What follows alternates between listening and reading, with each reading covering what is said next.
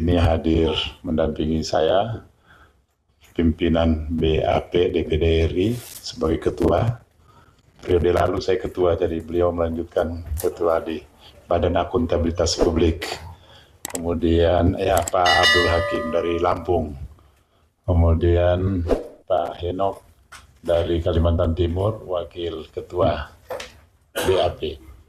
Ya, nanti ada Pak Dr. Sopyan Hasdam sebagai ketua Komite 1 yang membidangi masalah politik. Ibu dan Bapak sekalian, ini saya menyampaikan permohonan maaf. Sudah semenjak beberapa hari lalu Pak Marwan Batubara, ini sahabat saya, sudah menyampaikan surat untuk bersilaturahmi dengan pimpinan DPD. Tapi kami baru saja menghadapi banyak sekali agenda-agenda, sehingga untuk mengatur menjadwalkan pertemuan tersebut ada kesulitan waktunya, karena mulai dari pelantikan sampai kemarin sore baru selesai Lemhanas. Ya, ada Lemhanas juga, Pak. Semua ikut Lemhanas, 152 anggota Lemhanas di Hotel Shangri-La, berganti-ganti tempat sampai terakhir di Sentul. Ya, di Sentul Bogor kemarin. Jadi saya sampaikan ke Pak Marwan, ya, waktu yang paling memungkinkan Senin ini, karena hari ini juga hari penutupan masa sidang. Jadi ini sementara masih sidang paripurna, saya tinggalkan. Tadinya diperkirakan sidang paripurnanya sudah selesai sebelum jam 4, ternyata masih lanjut. Besok sudah harus berada di daerah, ya, masa reses. Ya. Jadi saya bagi tugas ketua melanjutkan sidang paripurna, saya menerima ibu dan bapak sekalian. Tapi ibu dan bapak sekalian ini sangat familiar bagi kami. Saya selalu mengikuti podcastnya, apalagi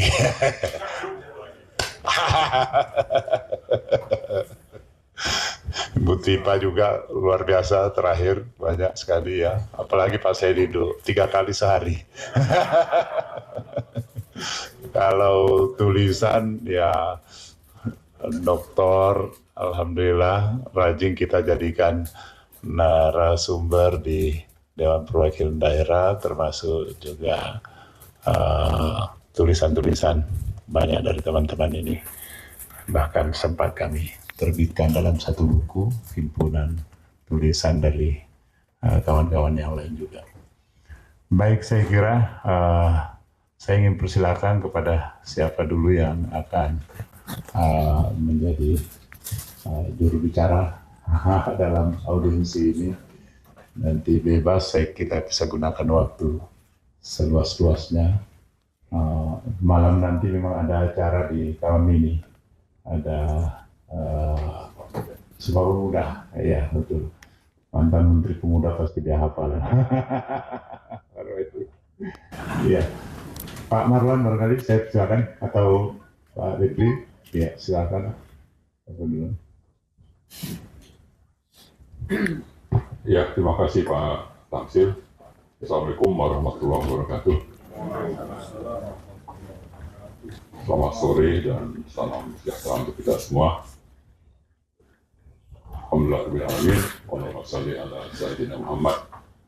Pertama-tama terima kasih banyak kepada Pak Tamsil yang akhirnya kita bisa diterima hari ini untuk menyampaikan aspirasi, terutama setelah sekian lama. Harapannya sih sebelum pelantikan presiden, Pak. Tapi oke, terlambat nggak apa-apa. Yang penting nanti aspirasi ini bisa disampaikan dan bisa menggelinding lebih kencang lagi dalam waktu beberapa minggu atau beberapa bulan ke depan, insya Allah. Nah, jadi kami menyebut kelompok atau perkumpulan dari berbagai elemen masyarakat, ada aktivis, akademisi, ketua-ketua ormas dan sebagainya dalam barisan rakyat untuk kedaulatan dan kemandirian bangsa, disingkat Barakemang. Nih, baru itu waktu itu ada serangan aparat atau preman ya ke Grand Kemang di Jakarta Selatan, Pak. Jadi kayaknya Bang Refli yang memberi nama ini terinspirasi dari serangan itu, Pak. Oke, jadi intinya sebetulnya kami menyampaikan paling utama itu terkait dengan masalah Fufu Fafa. Mungkin ada isu kedua soal yang terkait dengan presiden sebelumnya, tapi itu mungkin hal yang kedua lah. Yang pertama lebih kepada masalah Fufu Fafa, dan karena itu nanti yang diharapkan akan menyampaikan berbagai hal terkait dengan isu ini adalah pertama Bang Refli, kemudian nanti Mas Roy Suryo, Bu Tifa, dan setelah itu nanti saya kira akan banyak juga informasi atau aspirasi yang akan disampaikan oleh teman-teman lain yang kalau kami buat daftar, sudah itu cukup banyak yang mendukung, lebih dari 70 orang.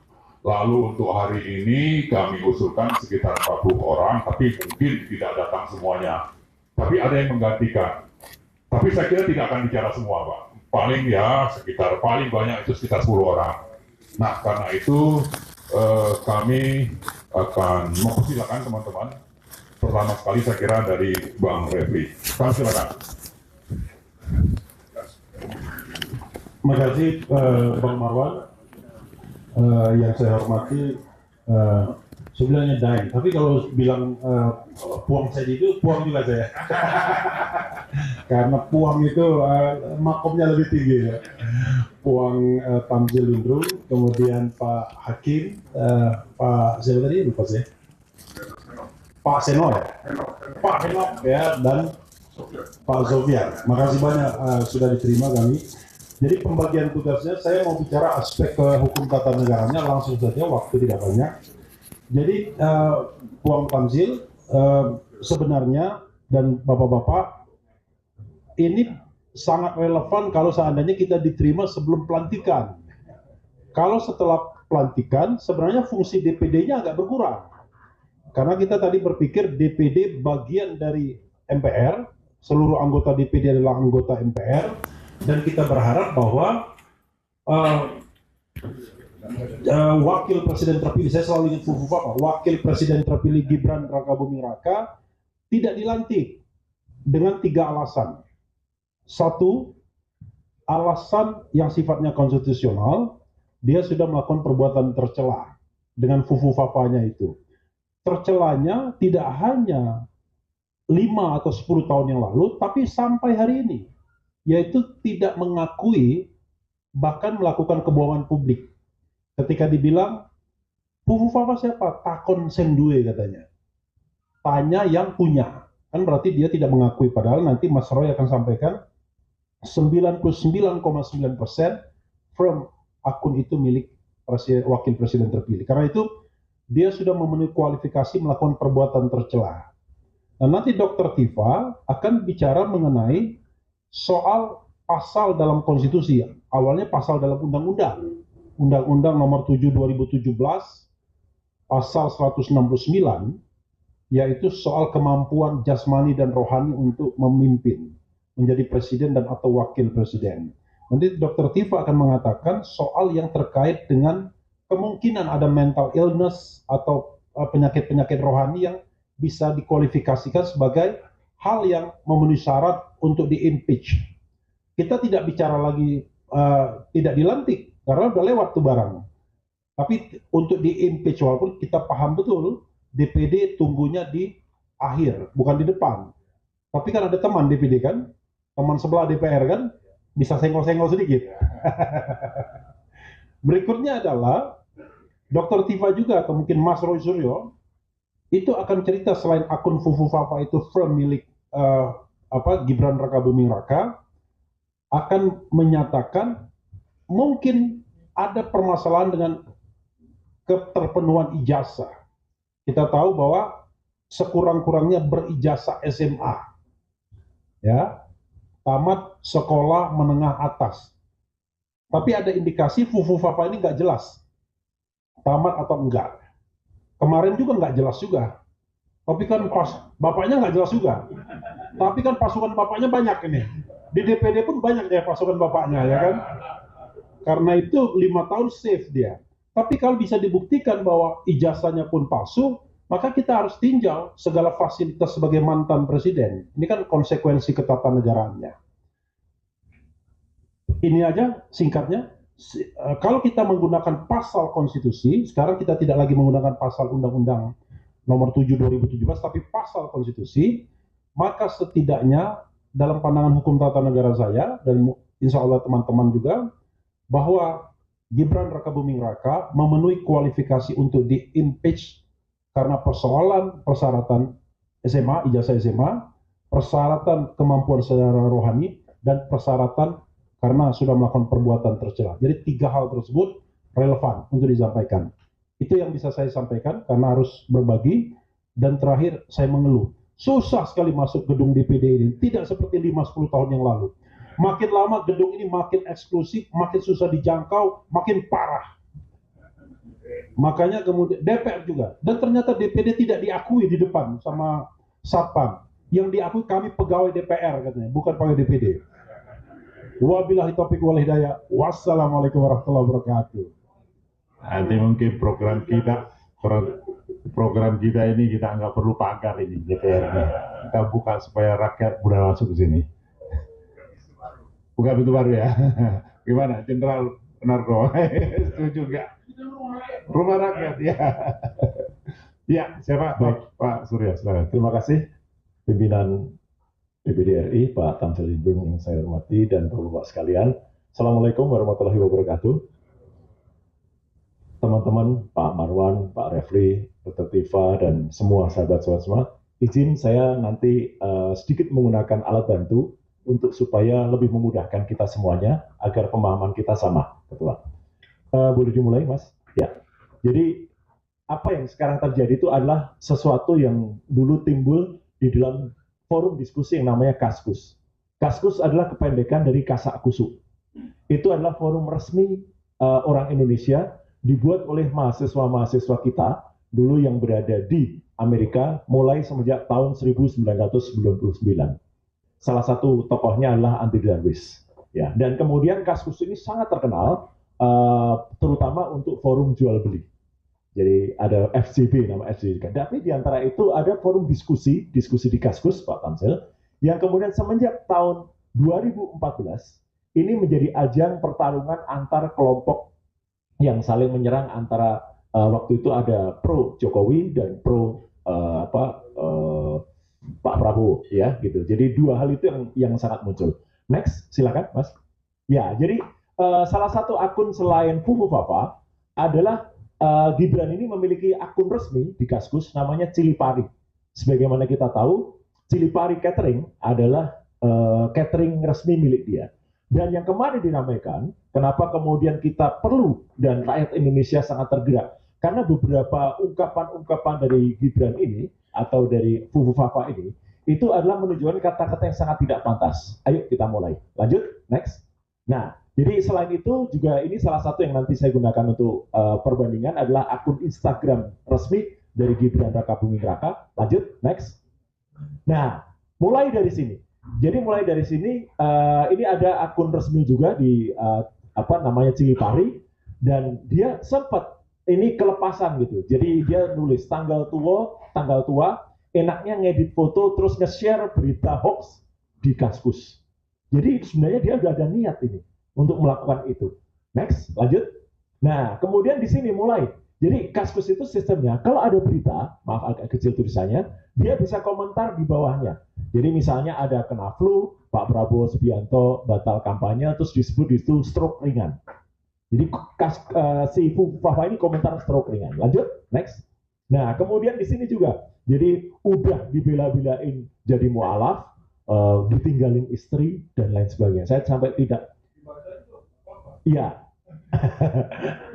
nanti sampai malam nanti yang dibacain semua. Tapi ini salah satunya misalnya, udah dibelain jadi mualaf, ditinggalin istri, putra, kemudian homo, ya, kemudian maaf ini kasar sekali, biji tinggal satu, ya, kemudian dan lain sebagainya. Ini salah satu saja contoh cuitan atau tulisan dari Fufu Fafa. Ada tanggalnya, ada jamnya, semua sudah saya tulis. Lanjut, next. Nah, kemudian sampai dia juga kata-katanya kasar sekali. Elu tuh asuh, gitu. Dia nulis begitu. Ini asli dari Fufu Fafa, ditulis tanggal 12 Agustus 2015. Lanjut, next. Nah, kemudian dia juga nulis tentang festival homo. Jadi ada berita Pak Prabowo galang donasi, dia tidak ingin tersandera politik balas budi, tapi dia komentar festival homo. Homo itu untuk menyerang, maaf ini pimpinan dan semua audiens, menyerang putranya, Mas Didit. Terus lanjut, next. Nah, dia juga menyerang Habibur Rahman, orang Gerindra juga diserang. Ini orang wajahnya jelek banget ya. Gitu. Lanjut, next. Nah, kemudian Prabowo sebut 99% rakyat RI hidup pas-pasan, tampang lu pas-pasan, gitu. Jadi dia nyerang Pak Prabowo. Lanjut, next. Nah, kemudian ini juga istri cerai, anak homo, terus hidup mau untuk siapa, gitu ya. Kemudian dia kasihan capres yang anaknya fashion designer homo. Artinya dia selalu menyerang dengan hal-hal sangat pribadi, ya, gitu. Lanjut, next. Nah. Agak kecil tulisannya, kasihan lu wok, gitu. Jadi dia sengaja menjaga. Lanjut, next. Terus, nah, ada satu ini dengan Andi Arief waktu itu, ketika Mas Andi Arief itu menyampaikan soal dia mau menunjukkan putra pertama Jokowi kok menghilang, tapi dia jawab, gua nggak menghilang. Lanjut, next. Prabowo nilai ada banyak pemain di Indonesia pandai acting. Dia terus nulis juga, keponakan lu juga jago acting di ranjang. Maaf ini bawahnya tidak kuasa saya baca ya. Dini, kecak, Dini gitu. Lanjut, next. Nah, gitu. Ini mohon maaf saya tidak tega untuk membacanya. Ya, sapi. Ya, ini pada yang ngomongin bokep ya, gitu. Muka pembantu dan lain sebagainya. Next, next.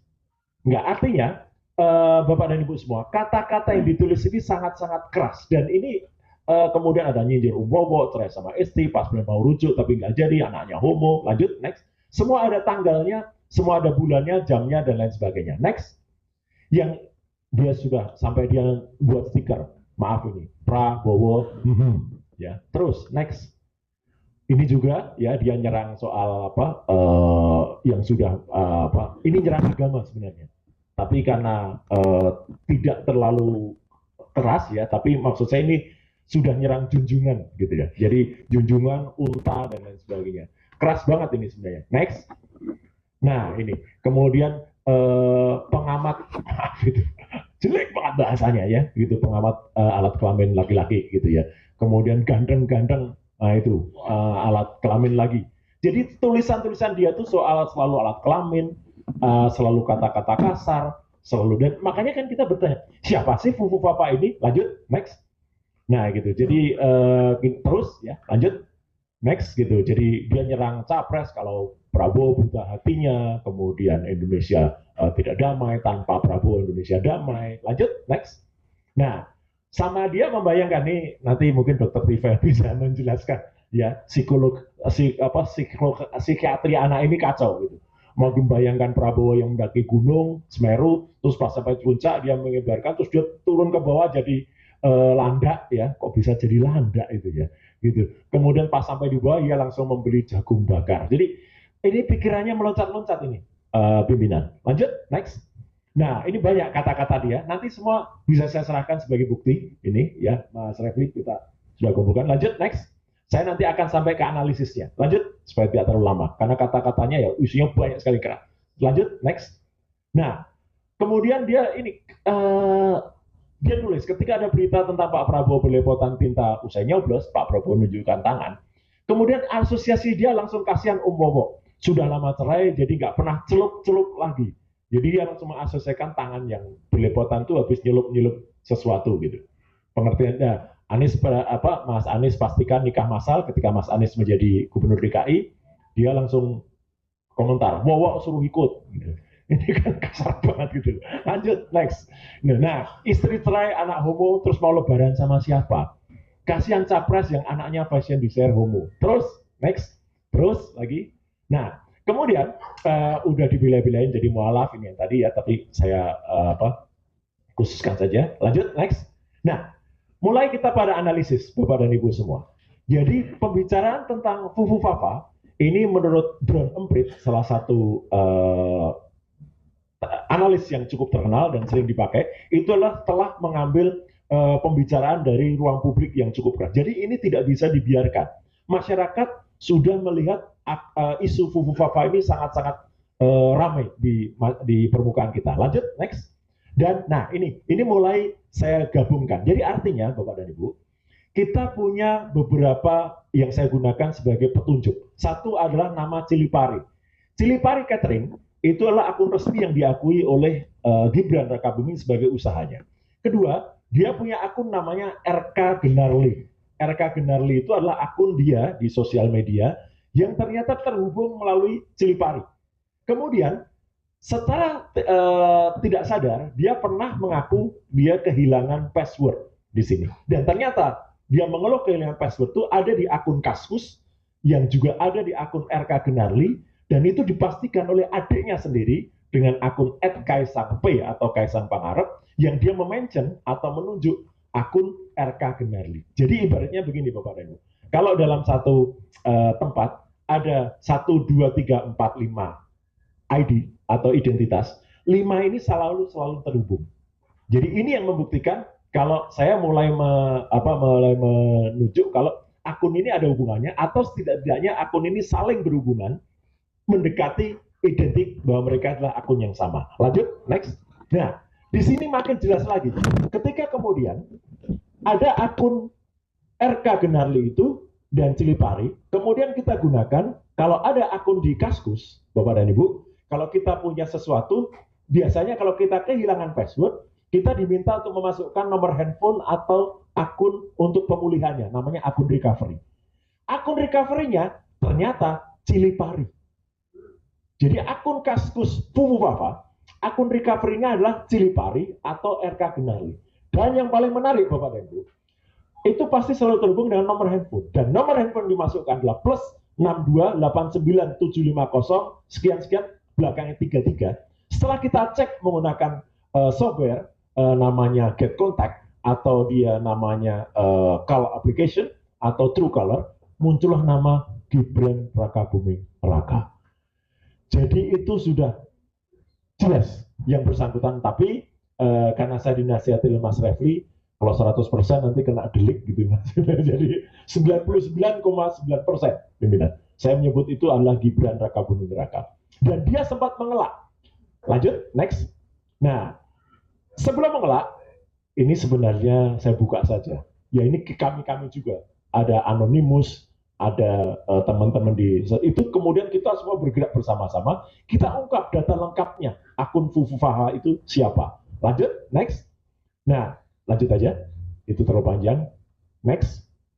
Nah, yang menarik, ketika dia menolak kalau itu bahasa dia, Bapak dan Ibu, di akun resmi dia Cilipari Catering, jadi ini bukan Fufufafa loh, Cilipari Catering, dia pun nulis dengan bahasa seperti di Fufufafa. Kemeripik Pak, jadi dia mengiklankan keripiknya milik adiknya, bukan tem, itu adalah alat wanita. Dia lupa kalau dia nulisnya itu di Cilipari. Harusnya dia nulis ini biasanya di Fufufafa gitu loh. Tapi dia lupa. Ya namanya orang kan kadang-kadang lupa nulisnya lagi di mana. Bahasanya, ini bahasanya Fufufafa. Nah dari bahasa yang ini, itu sudah identik orangnya. Lanjut, next. Nah kemudian kita bisa cek dari data-data yang LHKPN dia, itu kita cek juga, benarkah nomor handphone itu adalah nomor handphone dia. Muncul di sini, lanjut, next, lanjut lagi. Nah, yang paling menarik, lanjut, di sini Bapak dan Ibu, lanjut lagi. Data lengkap akun Fufufafa sudah kita spill, dan yang menarik lagi, dia sempat mengelak bahwa itu bukan handphone dia. Tapi ternyata, next, Nah, di sini dia juga muncul di akun yang lain, ini lebih keras lagi. Namanya di Form Spring. Jadi beda dengan Kaskus, dia ada juga di Form Spring. Bahasanya juga kasar juga, bahasanya juga seputar alat kelamin, penistaan terhadap orang dan wanita. Lanjut, next. Nah, ini adalah data diri dari kalau nomor handphone itu dimasukkan, maka ini adalah muncul Gibran Raka Buming Raka. Yang menarik juga di situ, next, di atas itu ada Syahrini. Ya, tapi bukan Syahrini artis itu. Jadi ini mohon maaf, ini supaya teman-teman tahu saja. Ya, orang ini anak ini memiliki obsesi tertentu terhadap Syahrini. Dan menurut informasi yang harus dibuktikan lagi, dia memang terobsesi ingin melakukan booking terhadap Syahrini. Dan sempat anak buahnya itu melakukan pencarian orang yang mirip-mirip Syahrini atau Syahrini Cafe. Dan sama brokernya, atau maaf ini, gigolonya, atau ibunya, apa itu ibu, ya bukan, ibunya itu apa mamanya itu namanya, ya germonya, itu di mucikari, disimpanlah nama Fufu Fafa ini sebagai CS-nya, jadi customer-nya Syahrini. Jadi sudah kelakuannya sudah luar biasa. Lanjut, next. Jadi nama dia pun terekam. Inilah data digital Bapak dan Ibu. Dan data-data ini dengan hormat saya bisa pertanggungjawabkan 100%. Ya, tidak akan bohong, tidak akan tertipu. Lanjut, next. Nah, bahkan mereka berdua, ini ada rekamannya ketika diwawancara oleh kumparan.com, serta tidak sadar ketika ngobrol soal sepatu bekas, tiba-tiba Gibran ini mengatakan, oh bekas ya, pre-love Syahrini. Jadi dia tuh sudah, ini nanti Dokter Tifa yang bisa jelasin, otaknya tuh sudah dipenuhi dengan kecenderungan untuk tertarik pada sosok tertentu. Lanjut, next. Lanjut, ini videonya terlalu panjang. Nah ini, jadi artinya, inilah yang tadi saya sampaikan, RK GBR itu Raka Gibran. Jadi ini membuktikan kalau akun-akun ini memang benar, Raka Gibran itu jelas, gak ikut kampanye Papa Tercinta, gitu ya. Nah, itu artinya kan baik ayahnya Jokowi. Lanjut, next. Kemudian ini identifikasi di Kaskus, lanjut. Next saja, terlalu kecil. Nah, ini yang sangat penting, Bapak dan Ibu. Sempat dia mencoba memanipulasi. Dan kalau kemarin, Prof. Jimli mengatakan, udahlah, kejahatannya sudah 10 tahun yang lalu, gitu Pak Tamsil. Tidak. Kejahatan dia, ada kejahatan yang baru. Betul, kejahatan kata-kata yang tidak sopan itu 10 tahun yang lalu. Atau bahkan 5 tahun. Tapi dia berusaha mengubah identitasnya kemarin, ketika nomor handphone yang sudah ketahuan nomor dia, itu kemudian diubah menjadi nama Slamet. Supaya menyarukan, kan ada beberapa orang yang mencoba transfer GoPay ke dia. Dia ubah, itu pelanggaran. Dan dia juga menghapus cuitan-cuitan tadi. Itu sekarang kalau dicari, mungkin sulit untuk mencari teman-teman, karena sudah dihapus. Alhamdulillah kita sudah selamatkan. Kita sudah capture, tidak hanya capture. Sesuai dengan Undang-Undang ITE, nomor 1 tahun 2024, saya rekam juga linknya. Jadi linknya semua ada. Jadi itu sesuai dengan Undang-Undang ITE pasal 5 ayat 1, itu clear untuk alat bukti di kepolisian. Dan yang paling menarik, ketika dia menolak bahwa itu adalah nomor handphone dia, Bapak dan Ibu, pada form pencalonan wali kota Solo tahun 2020, dia menuliskan dengan tangan dia sendiri nama Gibran Raka Buming Raka, nomor handphonenya 089750 sekian 33. Dia lupa kalau dia dulu penuliskan nomor handphonenya adalah nomor handphone dia. Lanjut, next. Nah, Bapak dan Ibu, ini kecil-kecil, tapi ini adalah penggambaran bagaimana akun Kaskus Fufu Fafa itu tidak hanya terhubung ke situs-situs atau pemberitaan saja, tapi dia juga terhubung ke situs porno di Rusia, terhubung ke video-video bokep atau video BF, semua ada. Dan ini adalah link yang bisa kita gambarkan. Semua ada. Ada Xporn, ada kemudian Pornhub, dan lain sebagainya. Lanjut, next. Nah, memang anak ini aneh. Bapak dan Ibu mungkin pernah mendengar. Dulu dia punya kafe, namanya Markobar. Martabak Kota Barat di Solo. Ketika belum diprotes masyarakat, salah satu gambar di kafe Markobarnya itu adalah Illuminati. Orang dengan mata satu atau Dajjal.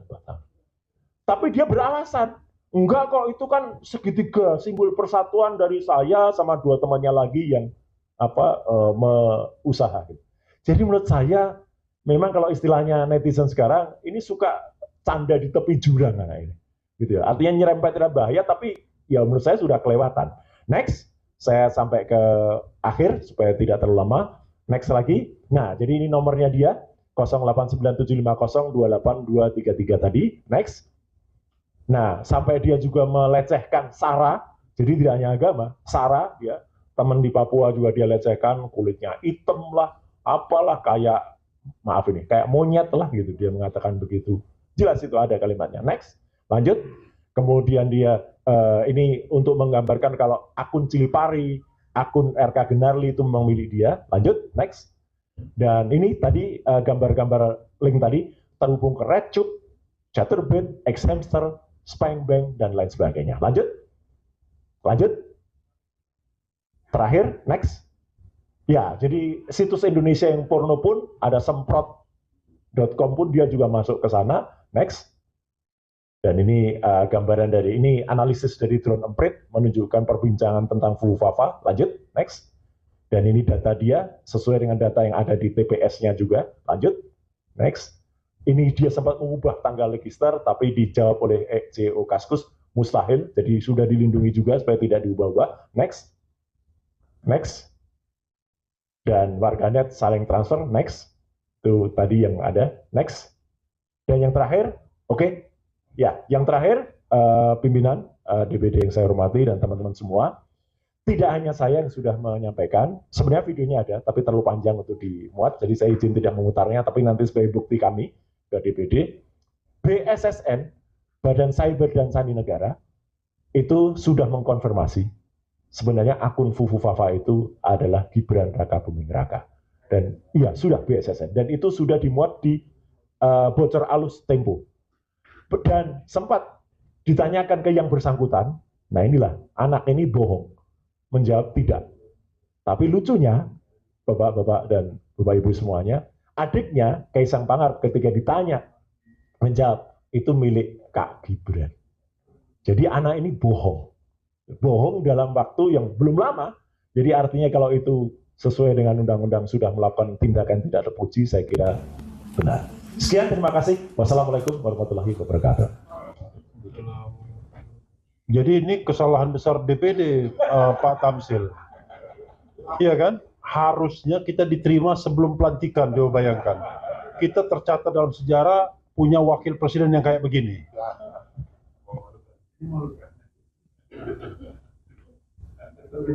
Ayo lanjut, siapa Dr. Tipa? Silakan.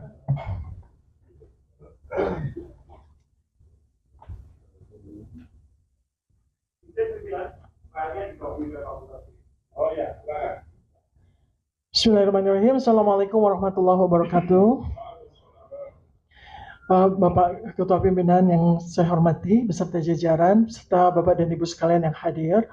Saya Dr. Tifa dipercaya untuk memberikan penjelasan dari aspek kedokteran klinis, ya, sebagaimana kompetensi yang saya kuasai. Ini saya melakukan disclaimer dulu.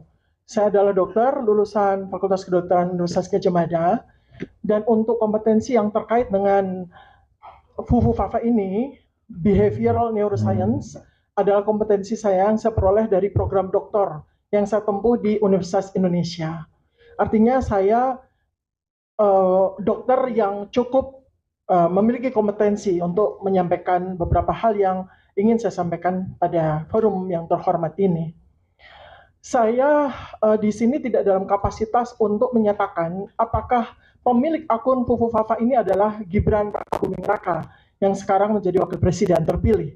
Saya hanya menyoroti dari aspek klinis apa yang saya temukan dari yang saya lakukan riset, saya lakukan analisis terhadap cuitan-cuitan dia di dalam akun Fufufafa yang mengindikasikan, yang saya lakukan assessment bahwa pemilik akun ini memang mengalami problematika dari sisi psikiatri, dan itu jelas terlihat dari serangkaian cuitan-cuitannya yang konsisten. Artinya, kalau sebuah gejala klinis itu dilakukan secara konsisten, maka kita patut melakukan assessment. Artinya tersangka. Kalau dalam bahasa kedokteran klinis adalah suspected. Kita belum bisa menegakkan diagnosis karena menegakkan diagnosis psikiatri itu membutuhkan waktu yang lama. Pengamatan, observasi, wawancara itu dilakukan berbulan-bulan untuk bisa menegakkan diagnosis apakah seseorang itu tegak diagnosis sebagai penderita gangguan jiwa atau tidak. Jadi kalau ada orang bertanya kepada saya, mengapa seandainya pemilik akun Fufu Fafa ini adalah memang Gibran Rakabuming Raka, mengapa lolos tes kesehatan pada saat dicalonkan sebagai cawapres waktu itu? Maka jawaban saya di sini adalah tidak mungkin sebuah diagnosis tegak atas gangguan jiwa dilakukan pada saat waktu yang amat sangat singkat ketika yang bersangkutan itu menjalani pemeriksaan kesehatan di rumah sakit yang ditunjuk. Karena pada waktu itu saya yakin bahwa alat yang dilakukan untuk melakukan penilaian kesehatan termasuk kesehatan jiwa itu tidak cukup signifikan untuk melakukan penegakan diagnosis apakah yang bersangkutan mengalami gangguan kejiwaan atau tidak. Nah, karena itu maka saya di sini sampaikan beberapa indikasi saja ya, artinya beberapa indikator dari cuitan-cuitan Fufu Fafa ini yang saya yakin bahwa teman-teman sejawat psikiatri seandainya mereka diberikan kesempatan untuk melakukan assessment, observasi, dan ini sangat mungkin dilakukan. Tidak perlu harus kita bertemu dengan yang bersangkutan dan wawancara, tapi kita melakukan sebuah analisis terhadap tulisan-tulisan seseorang, itu kita bisa membuat sebuah indikator-indikator bahwa yang bersangkutan ini kita bisa teruskan, kita bisa jalankan untuk melakukan pemeriksaan kejiwaan secara lebih lanjut. Saya berikan contoh 2 saja untuk pengetahuan kepada bapak-bapak dan kepada kita semua. Ada 2 yang jelas ini menunjukkan adalah sebuah gangguan jiwa tipe ya, schizophrenia. Tipe schizophrenia ya. Jadi ada satu yang dia tweetkan, yang dia tuliskan, dan ini menarik karena ada waktu-waktu tertentu ya ketika seseorang itu mengalami gangguan hormonal yang berkaitan dengan psikiatri. Jadi dia menulis tanggal 21 Juni 2014 pukul 23.51. Penderita gangguan jiwa itu susah tidur dan dia mengalami sebuah peningkatan ekskalasi hormonal pada saat justru tengah malam. Jadi aktif-aktifnya itu tengah malam gitu, ya. Nah, dia menulis di sini. Saya lagi membayangkan Prabowo mendaki Semeru. Ya, ini saya buat sebuah analisisnya ya untuk contoh. Jadi terus pas nyampe di puncak dia mengibarkan bendera merah putih. Nah, ini saja sudah menunjukkan inkoherensi, flight of idea yang sangat khas pada penderita schizophrenia. Kemudian dia berteriak, titik kembalilah ke pelukanku, itu flight of idea lagi. Jadi dia membayangkan karena dari konsistensi cuitan-cuitan dia sangat menghina Pak Prabowo ini sebagai seorang duda, cerai, ya. Itu dia terobsesi dengan hal tersebut. Bagi dia, posisi Pak Prabowo duda dan cerai itu adalah sesuatu yang hina. Karena itu dia terus-menerus secara konsisten dia tampilkan itu dalam cuitan-cuitannya. Padahal itu adalah sebuah penderitaan, adalah sebuah misery gitu ya. Bagi orang yang normal, kalau kita melihat ada sebuah kasus perceraian, kemudian seseorang yang tidak memiliki pasangan, itu sesuatu misery, menderita. Tapi bagi Fufu Fafa, yang memang terindikasi abnormalitas kejiwaannya, itu dianggap itu sebagai sesuatu yang lucu, layak untuk dihina, dan sebagainya.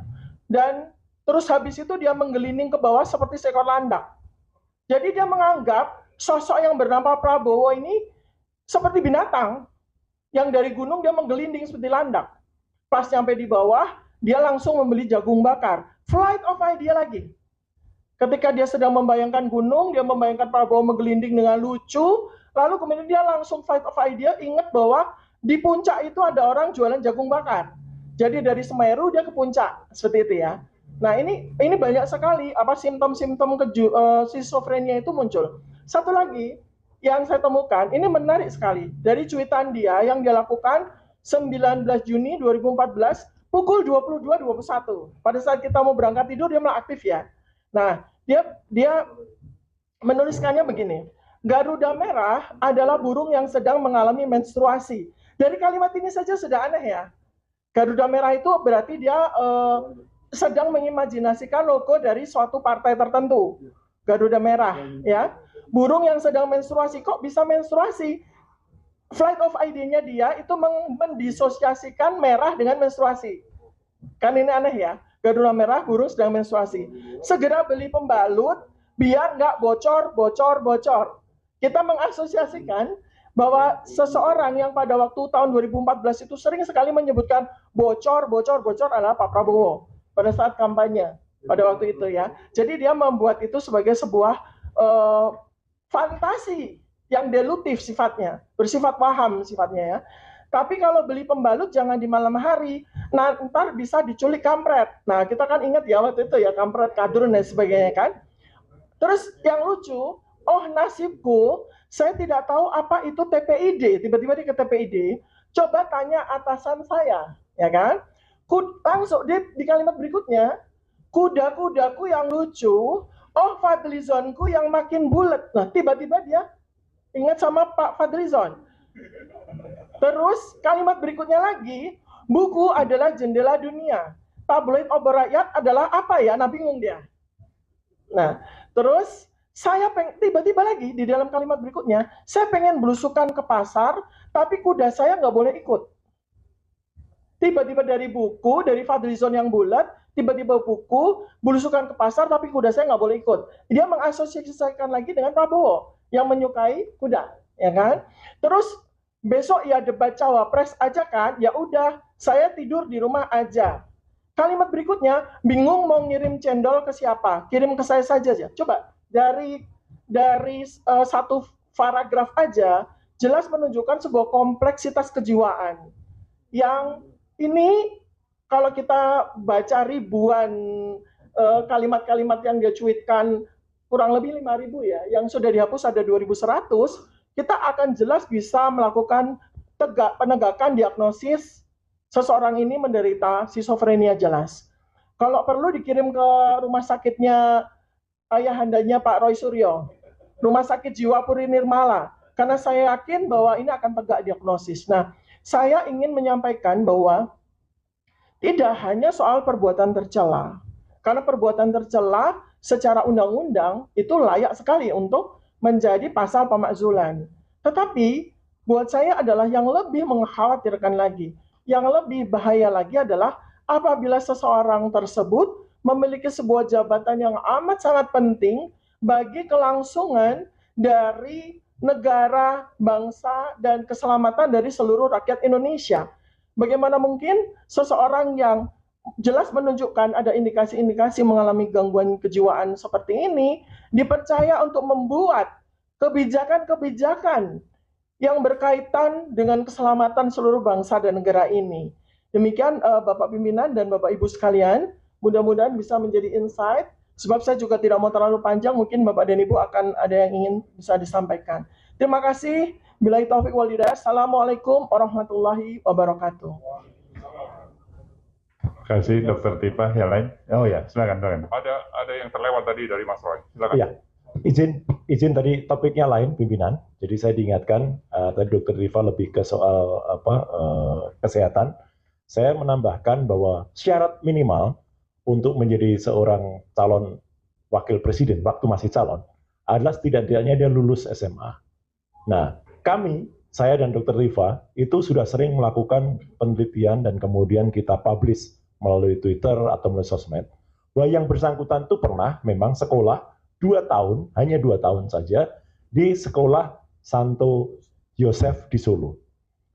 Padahal waktu dia sekolah SMA 2 tahun itu ayahnya Pak Joko Widodo itu masih wali kota Solo. Berarti sebenarnya masih memiliki kekuasaan untuk sebenarnya mudah untuk. Tapi tidak. Dia hanya menjalani sekolah selama 2 tahun. Setelah itu dia pindah ke salah satu high school konon di Singapura. Saya sebut konon, karena di Singapura, dia meneruskan SMA itu 3 tahun lagi, pimpinan. Jadi artinya kalau dijumlah SMA-nya 5 tahun. Kenapa harus sampai 3 tahun lagi di Singapura? Apa yang terjadi? Sudah itu mendadak, dalam situs Wali Kota Solo, pemerintah Kota Solo, tertulis dia menyelesaikan pendidikan di University of Bradford. Padahal tidak ada University of Bradford di Singapura. Adanya MIDS. Dan MIDS di Singapura itu ternyata sudah tidak ada hubungan lagi dengan University of Bradford. Dan masih tercatat di situs Wali Kota Solo, adalah sampai sekarang masih ada. Dia tercatat kemudian melanjutkan studi ke UTS, University Technology of Sydney di Australia. Hanya setahun. Aneh. S2-nya setahun, ternyata setahun itu setelah dicek, itu hanya melakukan pendidikan matrikulasi. Tidak masuk universitinya. Jadi dia tidak pernah lulus. Bahkan Diknas, Dikdikbud waktu itu, mengeluarkan ijazah penyetaraan yang di surat keterangan yang ada di Australia itu ternyata pimpinan itu hanya setara SMK, turun lagi malahan sebenarnya. Jadi sebenarnya kalau dari sisi soal pendidikannya, si wakil presiden sekarang ini memang sangat bermasalah. Maka pimpinan dan Bapak Ibu semua, saya tidak ada khawatirnya sekarang, tidak hanya 99%. Ya di depan DPD saya menyatakan kalau memang Fufu Fafa ini, nah ini saya pakai kaos Fufu Fafa ini pimpinan. Wajahnya jelas ini. Ini kaos lain lagi nih dengan yang kemarin. Lain. Nah, lain kan? Wajahnya jelas. Jadi kemarin Korban Mulyono, ada adik Fufu Fafa. Nah, ini Fufu Fafanya langsung. Jadi mohon tindakan jelas dan tegas dari wakil kami di Dewan Perwakilan Daerah. Terima kasih. Assalamualaikum. Baik, terima kasih terutama kepada 3 pakar kita dari sisi hukum, kemudian masalah kesehatan, lalu masalah IT. Berikutnya nanti akan dilanjutkan oleh Pak Narko, Pak Said Didu, Pak Antoni, Pak Musni, dan mungkin beberapa teman dari belakang. Singkat-singkat saja. Ya, terima kasih. Silakan Pak Narko.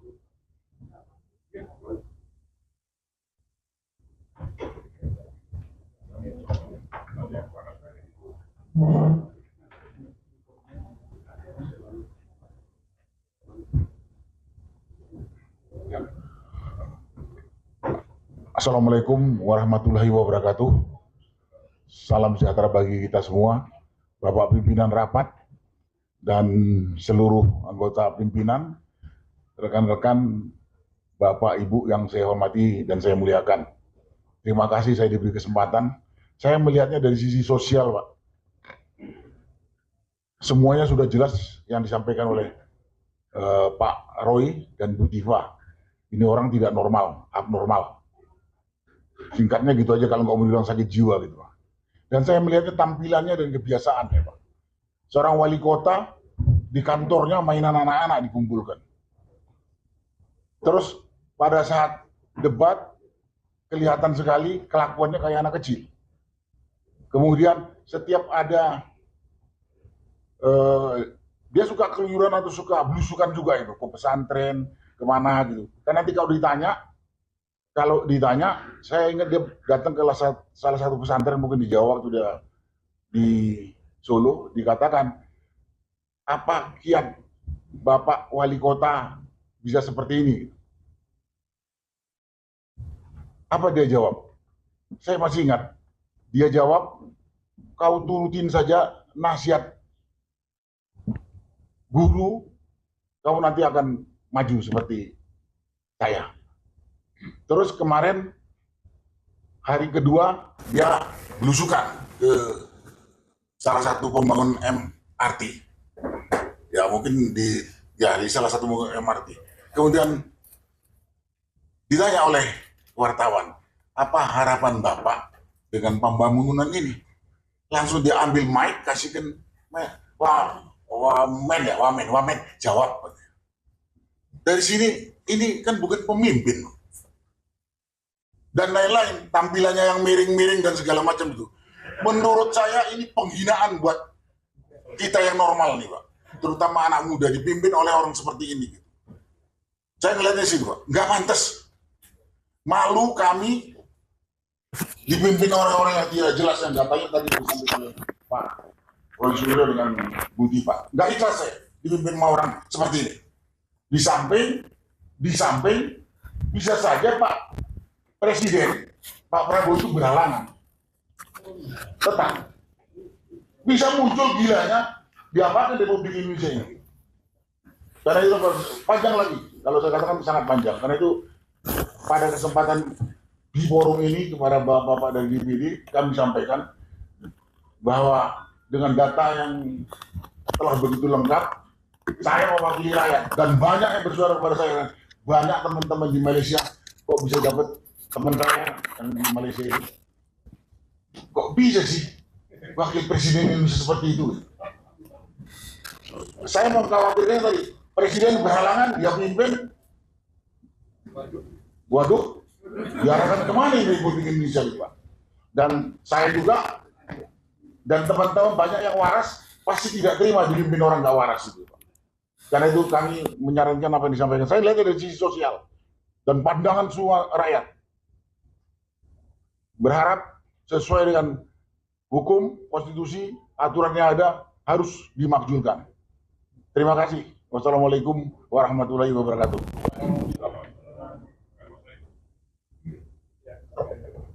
Terima kasih. Assalamualaikum warahmatullahi wabarakatuh. Bapak pimpinan DPD yang kami hormati, Bapak-bapak dan Ibu, terima kasih atas kesempatan ini. Tadi masuk agak kesel, tapi pas di dalam ruangan saya happy. Kenapa saya nggak melihat foto Pupu Papa di sini?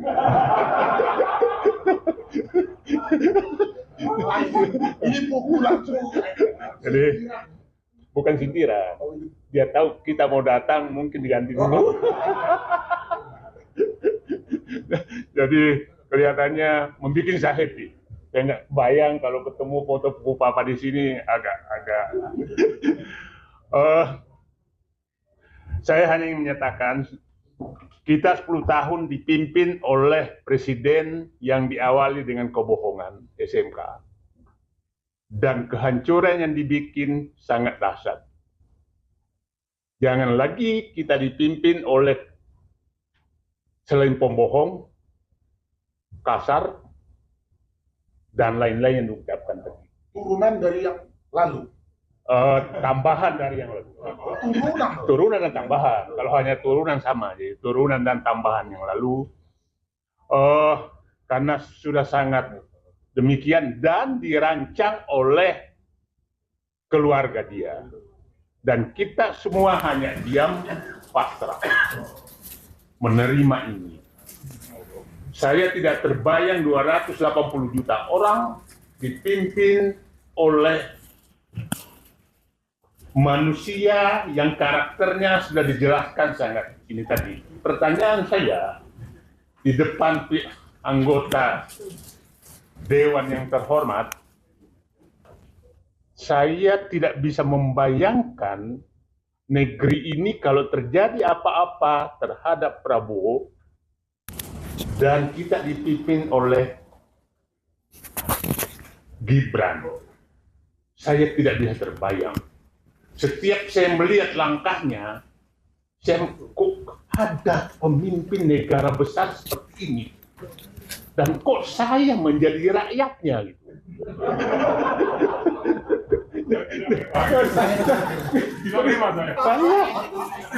Apakah saya memang sejauh sekali lebih rendah dari dia?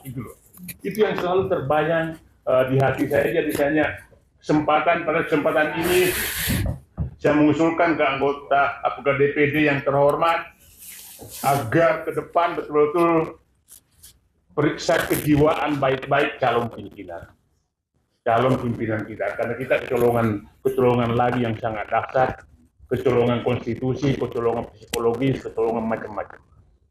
Nah, apa yang terjadi kalau ini berlanjut, bapaknya saja yang pembohong dan janji palsu tidak berapa bermimpi ketemu Syahrini gitu kan. Mungkin apalagi anaknya membuat banyak sekali kesulitan rakyat lewat PSN penggusuran skala nasional. Ini terjadi seluruh Indonesia. Saya takutnya kalau anaknya ini menjadi pemimpin, maka negara ini dijual.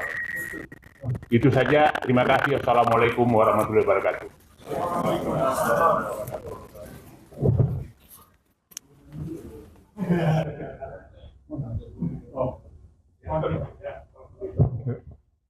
Terima kasih pimpinan DPD yang terhormat, kawan-kawan, Bapak Ibu sekalian di sini.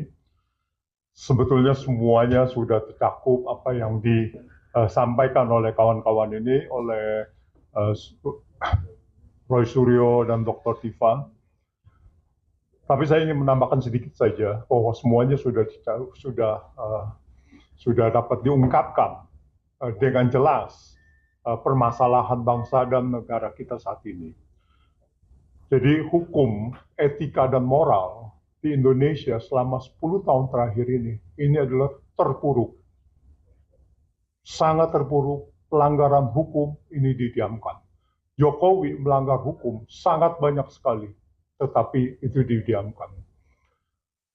Sampai dia lengser, ya kita sudah juga audiensi kepada DPD pada saat itu untuk petisi 100 untuk makzulkan Jokowi. Jadi kita terang-terangan bahwa pada saat itu Jokowi itu sudah pantas untuk dimakzulkan.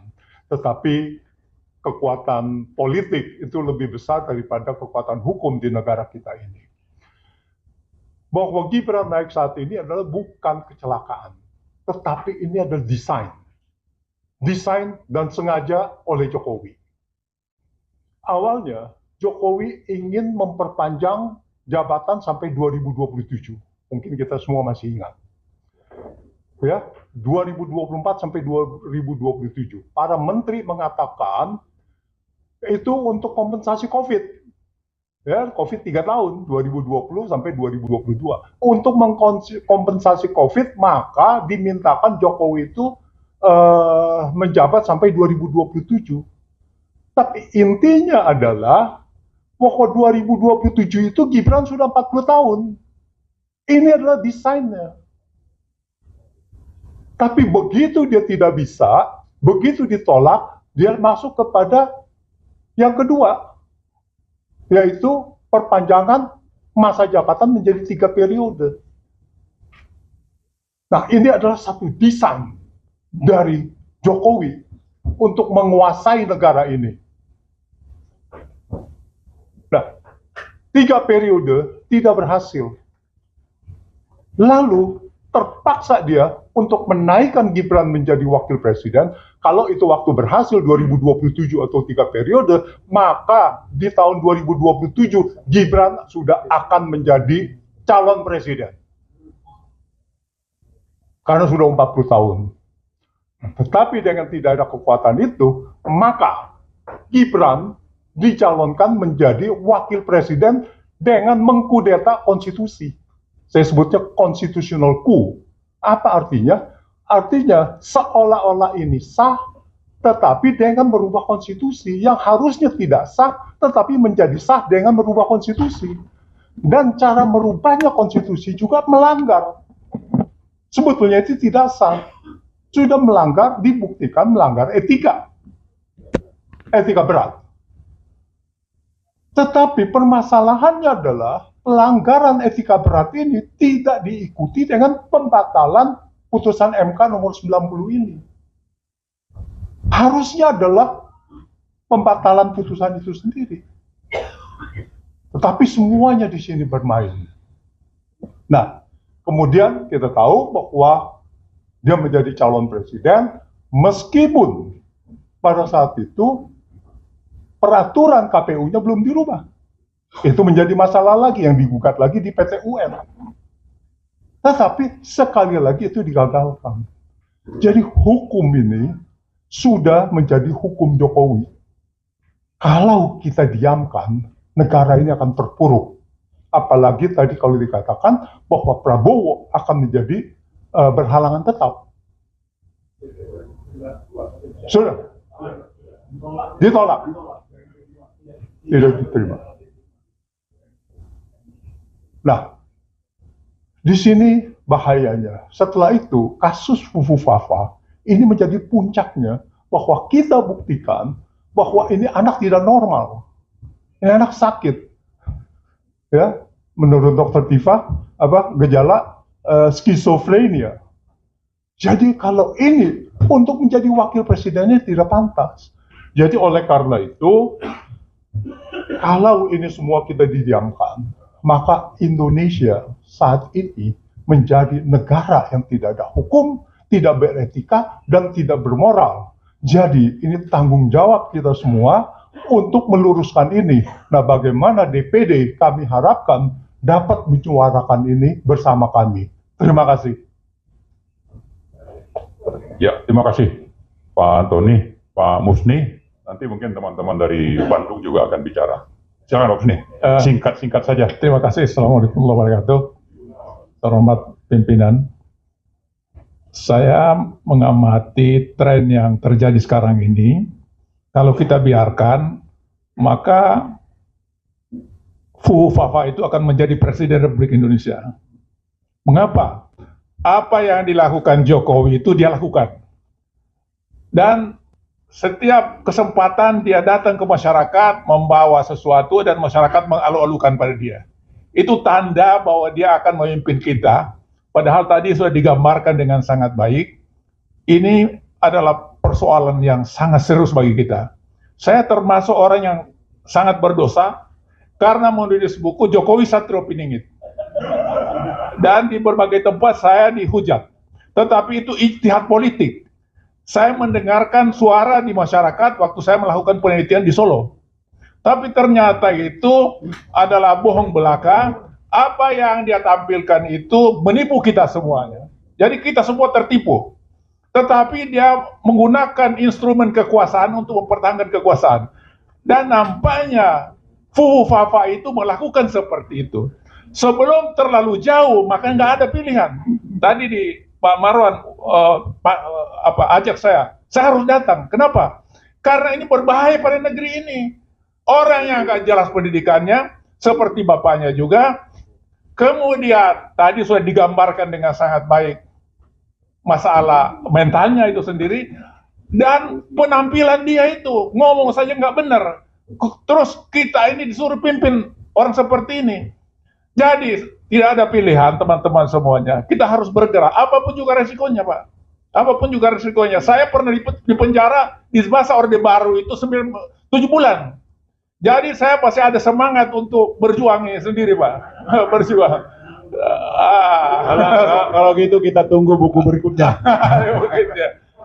Ya, jadi ini barangkali saya ingin sampaikan pada kita semua dan seluruh bangsa Indonesia. Jangan lagi kita tertipu dengan keadaan sekarang ini. Nampaknya sekarang ini telah mulai tergalang kekuasaan. Kekuasaan itu sendiri mencengkeram kita semuanya. Dan kalau rakyat ini diam, maka akan terjadi seperti yang kita bayangkan. Kita ini orang berpendidikan semuanya, jadi kita bisa memprediksi apa yang bakal terjadi. Dan itu saya nggak ingin terjadi seperti itu. Terima kasih. Assalamualaikum warahmatullahi wabarakatuh. Assalamualaikum. Ini namanya istilahnya ditangkap kawang, tidak ditangkap kewajiban. Ya, baik Pak Rizal. Setelah itu nanti Om Lim sama Pak Safril ya. Silakan Pak Rizal. Baik, tinggi. Assalamualaikum warahmatullahi wabarakatuh. Pimpinan DPD yang saya hormati, saya memperkuat dari aspek hukum sebagaimana disampaikan oleh Pak Refli Harun. 3 hal yang ingin dikemukakan. Yang pertama berkaitan dengan awalnya tidak dilantik Gibran, sekarang sudah dilantik, berarti masuk dalam kategori pemakzulan. Karena di dalam pasal 7A Undang-Undang Dasar 45 itu presiden dan atau wakil presiden. Untuk 2 hal yang terkena padanya, 1 tidak memenuhi syarat, dan yang kedua perbuatan tercela. Kan kita ketahui bahwa bisa di-impeachment jika melakukan pengkhianatan negara, korupsi, tindak pidana berat, lalu ada perbuatan tercela dan tidak memenuhi syarat. Saya kira dua-duanya tadi sudah diungkapkan tentang itu, tidak memenuhi syarat dan perbuatan tercela. Jadi sudah bisa masuk kategori impeachment. Yang kedua adalah bahwa ini juga masuk apa yang ditetapkan oleh MPR TAP nomor 6 tahun 2001 soal etika kehidupan berbangsa. Di situ disebutkan bahwa perlu mundur pejabat negara atau penyelenggara negara yang melakukan pelanggaran atas kaidah dan sistem nilai atau tidak mampu. Saya kira masuk kategori itu. Gitu. Nah, bagusnya mundur secara sukarela. Tapi jika tidak, ada klausula lain dimundurkan. Dan itu masuk dalam pasal 3 TAP MPR tahun 2001 tentang kewajiban lembaga tinggi negara untuk menjalankan ketetapan MPR 6 2001. Dan MPR sekarang ini tidak menjadi lembaga tertinggi negara, tapi lembaga tinggi negara masuk dalam kategori itu. Sedangkan untuk bisa memakzulkannya, itu tidak perlu dalam status lembaga tertinggi negara, karena memang sudah diatur dalam Undang-Undang Dasar 1945 pasal 7A. Jadi maksudnya adalah konteks ini MPR dalamnya ada DPD punya kewajiban untuk menjalankan ketetapan MPR 6 tahun 2001. Berarti harus melakukan proses menuju ke impeachment gitu dari presiden atau wakil presiden. Yang ketiga, dengan dilantiknya Gibran sebagai wakil presiden, maka itu jadi bukti hukum telah terjadi pelanggaran atau pemenuhan delik nepotisme. Sebagaimana diatur dalam Undang-Undang 28 tahun 1999 tentang KKN. Pasal 22 gitu, bahwa nepotisme adalah delik. Ancaman hukumannya maksimum 12 tahun. Berarti pelakunya bisa ditangkap dan ditahan di atas 5 tahun. Maka dengan dilantiknya Gibran, terbukti nepotisme dari keluarga Jokowi.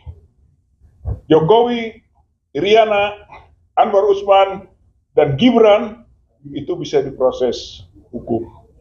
Gitu. Itu petisi 100 sudah laporkan ke Barreskrim. Hanya tahun kemarin karena presidennya masih Jokowi, jadi berat. Nah sekarang sudah turun Jokowinya. Maka mudah-mudahan kita dorong supaya proses berjalan. Atau kalau enggak, kita buat aduan ulang, laporan ulang untuk melakukan desakan baru agar Jokowi, Iriana, Anwar Usman, dan Gibran itu diproses hukum. Karena sudah terbukti nepotisme dengan dilantiknya 20 Oktober. Tadinya prediksi tentang nepotisme, sekarang terbukti secara hukum. Begitu. Bahwa keluarga Jokowi melakukan delik nepotisme sebagaimana diatur dalam Undang-Undang 28 tahun 1999 pasal 22, 12 tahun lumayan. Saya kira ini saja, mudah-mudahan DPD sebagai elemen dari kamar satu, di samping kamar lainnya DPR, itu kena pasal 3. Itu ketetapan MPR nomor 6 tahun 2001 wajib untuk menjalankan ketetapan MPR 6 2001. Terima kasih. Assalamualaikum warahmatullahi wabarakatuh.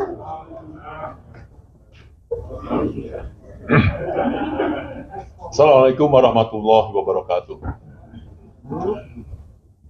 Kami sebenarnya termasuk bagian rakyat yang tidak merasa pernah tertipu. Memang dari awal kita tahu tingkah lakunya sejak di Solo menjadi wali kota yang bernama Dr. Andes, kemudian menjadi insinyur, dan kita semua membiarkan, mengikuti gaya dari Pak Taufik Baharudin, mencurigai bahwa ini dari awal ini memang PKI. Tetapi kita mengatakan pada Pak Taufik Baharudin, kita tidak bisa, sulit untuk menjerat dari sisi itu, karena yang bisa kita jerat secara hukum adalah pelanggaran-pelanggarannya. Yang jadi masalah adalah dia terus berlanjut kejahatannya, kemudian berubah telah menjadi seorang monster yang sangat bisa menyihir kerabat-kerabat elit di negeri kita, partai dan lain sebagainya, menjadi seolah mendukung dan memperkuat dia. Jadi dosa Jokowi itu sama dengan para pendukung-pendukungnya itu yang tetap mempertahankan sampai 10 tahun terakhir. Yang penting sekarang ini adalah dia sudah berhasil menjadikan anaknya setelah berulang-ulang ingin memperpanjang jabatannya menjadi wakil presiden, dan tidak sekedar itu. Inilah alat untuk dia tetap memperpanjang, untuk memperdalam kehancuran Indonesia yang dianggap dia belum sempurna, dan dia merasa tetap bisa memperkosa Bapak Presiden Prabowo untuk mengatur-ngatur yang kita kenal kemarin itu adalah 13 Oktober di Solo.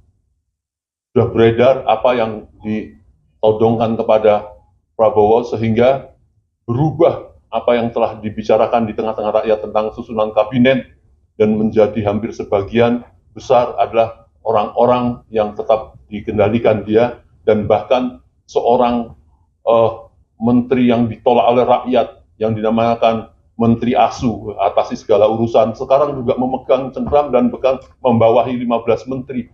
Dan ini jelas rakyat melihat bahwa masih dalam cengkramannya. Lebih-lebih dikatakan bahwa sudah didaulat nanti awal November, sudah dibawa, Prabowo harus menghadap ke China ya, dengan beberapa agenda, tentunya salah satunya melanjutkan IKN dan sebagainya. Kalau itu terjadi, oleh karenanya saya berharap Bapak kita di DPR, DPD, berhentilah sejenak untuk mengkoreksi dan menanggapi ini. Tadi sudah disampaikan sebenarnya bukan ini awal baru, tetapi dari sejak terakhir kita ingin menyampaikan itu kepada wakil rakyat, tetapi memang nampaknya ada penghalangan, termasuk indikasi dihentikan proses P2N oleh PDI, kemudian banyak hal-hal yang lain yang kemudian mereka hentikan. Oleh karenanya kita seru semua rakyat Indonesia untuk mengevaluasi ini sebelum terjadi bencana yang lebih dalam dan kita tidak mampu merubahnya, dan prediksi Prabowo entah ada kaitannya apa tidak, dulu mengatakan Indonesia 2030 akan bubar. Dan saya kira menurut saya sekarang ini pada dasarnya sudah tidak mempunyai kedaulatan rakyat. Dan saya yakin ya, bahwa ada momentumnya nanti ini, para rakyat dan para guru besar yang sekarang sedang berdiam diri nanti akan berbicara bersama-sama, pasti akan mempermasalahkan persoalan bangsa kita ini. Saya kira itu. Assalamualaikum warahmatullahi wabarakatuh. Assalamualaikum warahmatullahi wabarakatuh. Sedikit saya ingin menambahkan yang dijelaskan oleh Pak Profesor Antoni. Ya. Tapi sebelum saya menambahkan, saya ingin koreksi sedikit apa yang disampaikan oleh Pak Rizal Fadilah. Pengajuan kepada Baris-Krim itu tidak saja oleh petisi 100, tapi juga oleh FOR ASLI, yaitu Forum Alumni Perguruan Tinggi Berijazah Asli. Ketuanya Pak, nah ini beliau ketuanya dari Capak ITB. Jadi tadi Pak Profesor Antoni menyampaikan ada desain yang sudah lama yang dilakukan oleh Jokowi. Tapi dalam hal ini kita juga harus tahu, ya, Jokowi itu di belakangnya siapa. Nah, ini bukan berupa analisis, tapi ini berupa fakta. Kejadiannya pada tahun 2014, 4 bulan setelah Jokowi disahkan jadi presiden. Waktu itu berkunjung ke Beijing, ditemani oleh Puan. Sepulang dari sana, langsung ke Bandung, karena saya juga di Bandung, karena ada acara wisuda dari IPDN. Waktu itu KSP-nya adalah Teten Mas Duki.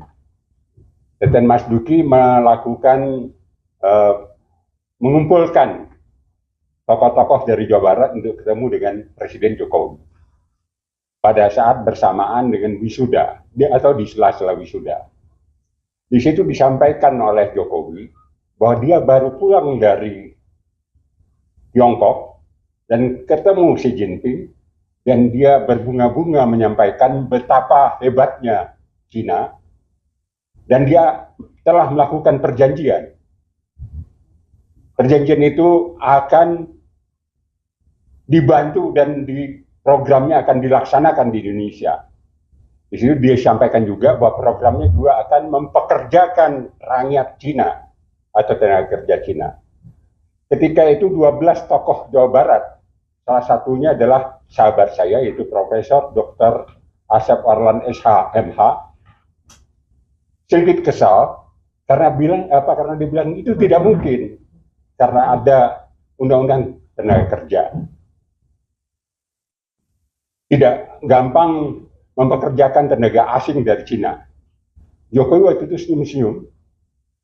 Dan lalu juga salah satu dari tokoh Jawa Barat, yaitu Acil Bimbo, juga sedikit marah, menyatakan bahwa itu dasarnya penjajahan. Jokowi cuma senyum-senyum, Puan pucat pasi. Tapi apa yang terjadi setelah itu, Jokowi melanggar semua undang-undang dan memasukkan tenaga kerja sampai dengan supir truk ataupun satpam. Hampir di semua PLTA yang dibangun oleh Cina ataupun perusahaan-perusahaan tambang. Artinya ini sudah ada rencana pengkhianatan. Lalu kedua, apa yang disampaikan oleh sahabat saya, yaitu almarhum Dr. Rizal Ramli, ketika dia di Rempang, kebetulan saya satu angkatan dengan Rizal Ramli dan juga sama-sama setahanan juga dengan Profesor Musni Umar. Kalau Pak Musni Umar 7 bulan ya sama lah dengan saya, tapi Rizal Ramlinya kebagian 1,5 tahun di Sukamiskin waktu tahun 1978. Dengan gamblang Rizal Ramli di Rempang menyatakan bahwa Jokowi ini adalah boneka dari Xi Jinping. Dan dia mengosongkan Pulau Rempang yang telah dihuni beratus tahun oleh masyarakat di sana dengan tujuan Pulau Rempang itu akan dijadikan pangkal militer. Nah, ini ingin saya sampaikan ke Bapak pimpinan DPD sebagai tambahan dari fakta bahwa yang namanya desain yang disampaikan oleh Pak Profesor Antoni tadi berkaitan dengan adanya di belakang. Adanya di belakang Jokowi siapa, dan itu juga dibuktikan pada saat Fufu Fafa menjadi wakil presiden didatangi oleh Perdana Menteri wakil presiden Cina. Saya kira itu tambahnya. Mudah-mudahan ini jadi masukan dengan siapa kita berhadapan dan apa kekuatan yang harus kita lakukan untuk menghadapi bahaya daripada republik ini. Kalau kita biarkan, benar-benar republik ini akan hancur. Terima kasih. Assalamualaikum warahmatullahi wabarakatuh. Terima kasih Pak Syafril. Pak Tamsil, mohon maaf sedikit lagi ya. Ada beberapa hal yang akan disampaikan oleh Dr. Tifa, dan setelah itu saya berharap teman-teman yang lain bisa memahami situasi. Jadi mungkin sampai situ saja. Paling saya nanti akan menyampaikan beberapa usul yang sangat kita harapkan kepada DPD. Nah, sebelum itu saya persilakan Dr. Tima. Izin untuk menambahkan informasi ya, karena pertama itu dari sisi legalitas pendidikan dari Gibran Rakabuming. Ini saya bicara Gibran, karena saya termasuk bersama dengan Pak Roy Suryo itu termasuk yang pertama kali melakukan penelitian tentang keabsahan dari ijazah SMA dari Gibran. Karena yang menjadi persyaratan maju wakil presiden bukan ijazah sarjana, tapi ijazah SMA. Yang sampai dengan hari ini tidak ada satupun, bahkan Gibran sekalipun, itu bisa membuktikan bahwa dia memiliki ijazah SMA. Dia pada waktu acara Narasi TV, ketika kami berdua meramaikan soal ijazahnya dia, itu dia mengatakan bahwa ada dua tokoh yang mengatakan ijazah saya palsu. Padahal kami berdua sama sekali tidak mempermasalahkan soal ijazah sarjananya dia, yang berkemungkinan juga palsu. Dia di situ menyatakan, memberikan bukti bahwa ini loh, dengan foto saya wisuda di MDIS Singapura, tapi di situ tertulis bahwa dia memiliki ijazah sarjana dari University of Bradford, kan gitu. Sedangkan yang kami permasalahkan sebetulnya adalah ijazah SMA-nya, yang sampai dengan hari ini pun hanya tampil sebagai suket atau surat keterangan, yang mana itu saya juga bisa buktikan karena saya sendiri langsung ke Australia. Kebetulan bukan untuk sekedar membuktikan tentang sekolah matrikulasinya, tapi kebetulan saya sedang menengok anak saya yang sedang kuliah di sana. Dan anak saya pun juga menjalani sebuah pre-university yang kurang lebih sama. Jadi saya pun tahu bahwa pre-university yang diikuti oleh Gibran, in search, itu sudah tidak ada lagi. Sudah tutup. Kursus tersebut, semacam bimbingan tes itu sudah tutup di sana, tidak ada lagi, dan itulah yang kemudian disetarakan sebagai surat keterangan setara dengan SMK. Nah, padahal pada undang-undang, ya Pak Refli, undang-undangnya jelas menyatakan bahwa calon itu harus memiliki ijazah tamat SMA, yang mana tidak bisa diwakili oleh surat keterangan. Apalagi surat keterangan itu disetarakan oleh sebuah lembaga yang sekarang pun sudah tidak ada lagi, bukan SMA sama sekali. Dan kemudian terkait dengan kesehatannya, saya meragukan apabila katakanlah dibentuk tim investigasi lokal dan sebagainya gitu. Kalau memang kita mau melakukan sebuah investigasi, dan ini wajib untuk kita lakukan, karena ini adalah bahaya bagi negara ini, maka saya mengusulkan kepada pimpinan DPD untuk kita bersama-sama bergerak untuk melakukan riset terhadap perilaku dari Fufufafa ini secara retrospektif. Artinya kita bisa melakukan riset retrospektif, menelaah dari sejak tahun 2014, kemudian kita juga bisa melakukan kohort prospektif, kurang lebih 6 bulan, kita bisa melihat secara observasional kohort dari perilaku-perilaku yang dia lakukan selama 6 bulan ke depan. Saya yakin kalau itu dilakukan akan tegak diagnosis sebagai skizofrenia plus obsesif kompulsif. Karena kalau dari penelitian dilakukan oleh Pak Roy Suryo, dia sangat terobsesi dengan benda-benda intim, baik dari laki-laki maupun perempuan, dan sosok-sosok yang menjadi objek obsesifnya. Termasuk di sini adalah Pak Prabowo sendiri, kemudian juga Syahrini. Demikian yang bisa saya sampaikan. Jadi permintaan dari kami adalah, barangkali mungkin apakah dari DPD atau dari mana, bisa melakukan investigasi yang seperti yang saya usulkan tadi. Terima kasih banyak. Ya, terima kasih Dr. Tifa. Jadi kesimpulannya, udah, nanti aja. nanti aja. Nanti aja. Nanti nggak Sudah afirmatif. Iya. Nanti. Nanti bisa disampaikan langsung. Ya.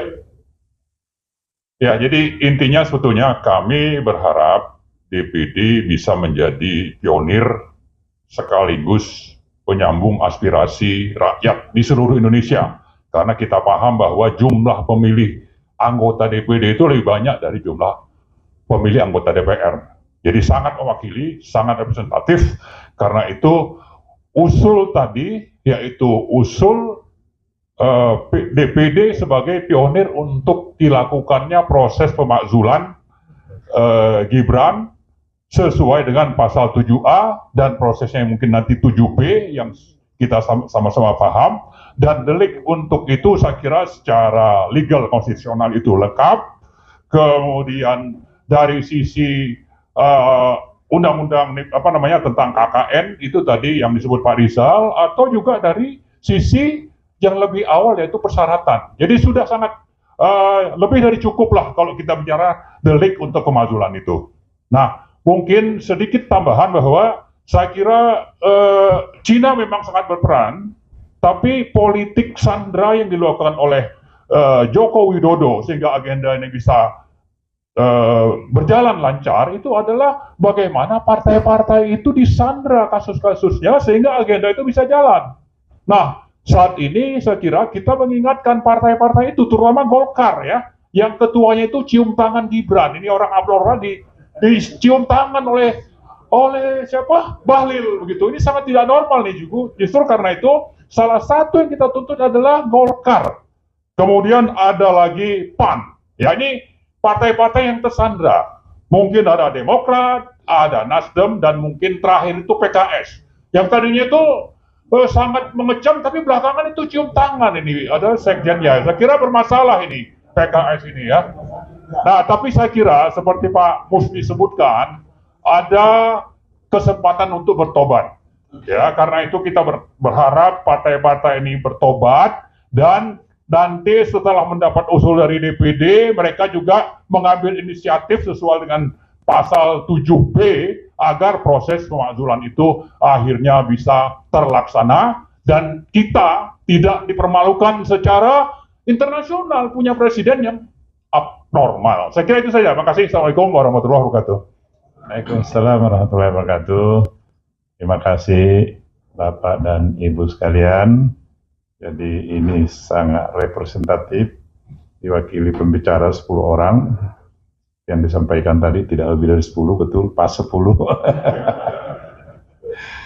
Ada pakar hukum ya yang sangat familiar, kita sering menjadi narasumber di sini. Jadi kalau DPD nanti salah bersikap, ya sumbangsinya dari pakar hukum ini juga. Oh, udah 3 tahun, udah. Ada pakar kesehatan. Kita mulai undang lagi. Pakar kesehatan, pakar IT, sosial, kemudian etika, moral, banyak sekali saya kira tadi dari semuanya. Dan yang mendampingi saya tadi minta izin keluar dulu karena bagi tugas, masih ada lagi yang lain juga dia harus terima. Nanti saya akan menyusul. Ada di samping kanan saya ini dokter juga ini, dokter dan dokter Sofyan Hasdam. Saya kira udah kenal dengan dokter Tifa. Beliau tadinya mau jadi dokter kandungan, tapi ibu melarang. Kemudian beralih ke penyakit kulit dan kelamin, tapi dilarang juga. Akhirnya penyakit saraf, dokter saraf. Jadi neurolog juga ini, neurolog. Jadi sama dokter Tifa neurolog. Ya, kemudian ini pakar hukum juga ini yang Pak Julianus Henok ya. Jadi mungkin nanti dia akan merespon beberapa, tapi pada intinya tentu ini kita akan terima semuanya dan kami akan bawa ke dalam rapat baik di pimpinan maupun di anggota-anggota nanti. Mudah-mudahan apa yang menjadi harapan bapak-bapak semua kita bisa tindak lanjuti. Tadi ada yang bertanya, Pak Sapri tentang IKN itu presiden terpilih ketika menerima kami, dia menyampaikan ini sebuah legasi yang besar, tetapi saya realistis, kita tidak punya anggaran, jadi berat untuk melanjutkan. Dia bilang paling untuk setiap tahun kita bisa alokasikan 15 triliun dan itu pun dalam periode pertama dia hanya 3 tahun, tahun kedua, ketiga, keempat. Ya berarti harus dilanjutkan oleh yang selanjutnya lagi. Tapi bisa dibayangkan kalau cuma 45 triliun dalam 5 tahun, berarti perlu waktu 50 sampai 60 tahun untuk menyelesaikan itu. Ini sesuatu yang luar biasa. Ya, apakah kemudian harus kita menambah utang lagi? Tetapi menambah utang itu salah satunya utang untuk gali lubang tutup lubang, karena saya punya pengalaman lama juga di Badan Anggaran, ya banyak juga memberikan dapat masukan-masukan dari Pak Antoni. Saya kira ini posisi kita ini agak berat kalau apalagi ada program-program dari presiden terpilih ini yang lebih strategis. Cuma dulu waktu saya diterima sebelum pelantikan dia memang titip pesan, bilanglah sama teman-teman itu, buat apa bergerak untuk menjatuhkan Pak Jokowi? Pak Jokowi ini sebentar lagi juga dijatuhkan, tidak dijatuhkan akan selesai. Dan betul kan selesai tanggal 20 Oktober kemarin. Nah, saya kira terhadap Wapres yang ada sekarang ini, sesuai dengan masukan dari bapak-bapak sekalian ini juga menjadi concern kami. Jadi meskipun tadinya ada kebanggaan, ada anak muda yang mewakili Indonesia di dalam ini. Jadi ya Gen Z ini katanya green generation. Jadi kita perlu generasi yang hijau. Tapi mungkin ya kata dokter Tipa tidak pas. Baik, mungkin Dr. Sofyan ada sedikit respon. Silakan. Saya kira cukup dari Pak Tamsil. Jadi terima kasih Pak Marwan yang selalu saya ikuti itu, yang salurannya keren jadas. Beliau di sebelah kanan. Dan Rizal, ya, kemudian Pak Rizal Padilla punya apa juga selalu saya ikuti. Ya, alhamdulillah sore ini ketemu yang saya kenal baik memang waktu masih di BUMN beliau. Waktu saya masih wali kota Bontang, Pak, saya sering berhubungan Pak Said Didu. Ya, saya neurolog Dr. Tipa, jadi kuliahnya Dr. Tipa sore ini menambah pengetahuan saya. Ya, insya Allah saya Ketua Komite 1 yang memang bidang kami pemerintahan. Saya pasti akan menyampaikan nanti laporan kepada pimpinan tentang kedatangan bapak-bapak dan aspirasi yang dibawa. Dan apalagi sudah ada wakil ketua di sini. Saya kira itu aja dari saya, Pak. Iya, terima kasih dokter. Lanjut, Dr. Julianus Henok. Ya, silakan. Assalamualaikum warahmatullahi wabarakatuh. Salam sejahtera bagi kita semua. Yang saya hormati pimpinan Pak Ustadz Tamsil sebagai pimpinan kami Ketua DPD RI, Bapak Ibu dan semua yang hadir pada sore yang berbahagia ini. Kami terima kasih atas kehadiran tokoh-tokoh kritis bangsa ini ya. Kami senang atas kehadiran Bapak Ibu sekalian. Ini menjadi tugas kerja kami ke depan, karena kami dari daerah untuk Indonesia, itu moto kami. Sehingga saya sebagai pimpinan di Badan Akuntabilitas Publik, BAP, kami menerima laporan-laporan seperti ini selain masalah kerugian negara, juga masalah hal-hal yang seperti ini. Administrasi, ya. Jadi ini menjadi catatan dan masukan kami yang sangat baik, Pak Marwan, Pak Profesor Refli Harun, ya, Antoni, dan yang paling sering saya lihat ini Pak Profesor Roy Suryo. Belum ya Pak ya, Pak Dr. Roy Suryo ya. Ya, ini tokoh-tokoh yang luar biasa ya. Saya hari ini langsung bisa melihat ini orang-orang kritis terhadap bangsa ini. Kita perlu orang-orang yang kritis supaya yang nggak benar di bangsa ini kita perbaiki bersama-sama. Jadi prinsipnya kami akan nanti bawa di pleno BAP sendiri, kemudian kami akan ke pimpinan selanjutnya supaya mudah-mudahan ini menjadi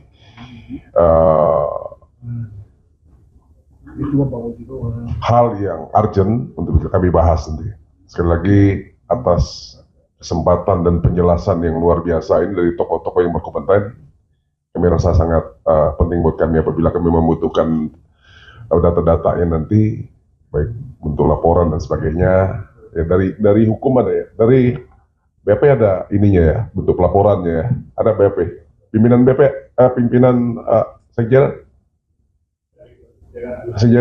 ya nanti ya beliau Pak Helmi, berdiri Pak Helmi. Terima kasih Pak. Dari kesekjenan kami, beliaulah yang akan memberikan laporan-laporan sehingga kami akan bisa menindaklanjuti. Sekali lagi terima kasih. Assalamualaikum warahmatullahi wabarakatuh. Salam sejahtera kita semua. Waalaikumsalam warahmatullahi wabarakatuh. Saya kira demikian pertemuan kita dalam kesempatan ini. Nah, waktu juga udah maghrib.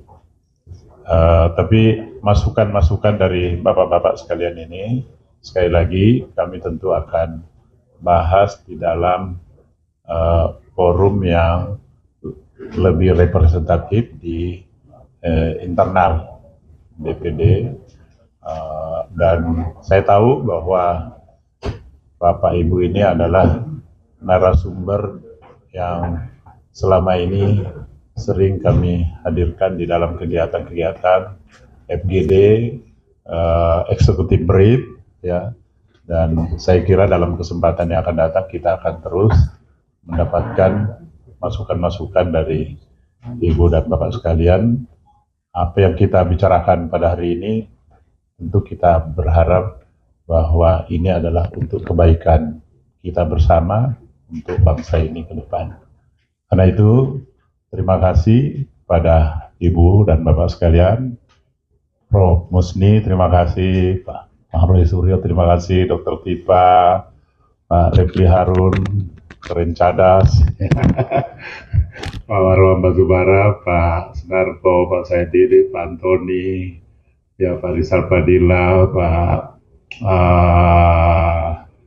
Salim, ya Pak Sapril, dan semuanya. Ya, kami aturkan terima kasih semua. Ya, insya Allah dalam kesempatan lain kalau ada kesulitan untuk datang ke sini, saya diundang, saya yang datang ke tempat.